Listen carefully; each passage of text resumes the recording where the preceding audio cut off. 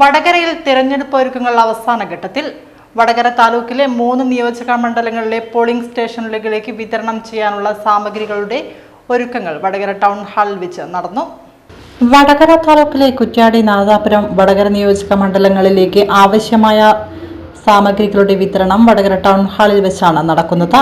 Polling സ്റ്റേഷനിലേക്ക് ആവശ്യമായ സാമഗ്രികൾ എല്ലാം ഒറ്റ കിറ്റാക്കി മാറ്റുന്ന നടപടികളാണ് ടൗൺ ഹാളിൽ വെച്ച് നടന്നത്. മൊത്തം 662 ബൂത്തുകളിലേക്കുള്ള സാധനങ്ങളാണ് ഇവിടെ നിന്ന് വിതരണം ചെയ്യുന്നത്. വടകര തഹസിൽദാറുടെ നേതൃത്വത്തിൽ താലൂക്ക് ഓഫീസിലെ 55ഓളം ജീവനക്കാരാണ് ഇതിനായി പ്രവർത്തിച്ചു വരുന്നത്.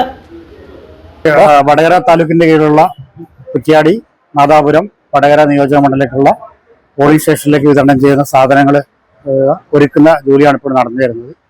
അതിൽ ഏകദേശം 662 ബൂത്തുകളിലേക്കുള്ള സാധനങ്ങളും 64 സെക്ടർ ഓഫീസർമാർക്കുള്ള വിതരണം ചെയ്യേണ്ട സാധനങ്ങളുമാണ് നമ്മൾ ഒരുക്കുന്നത്.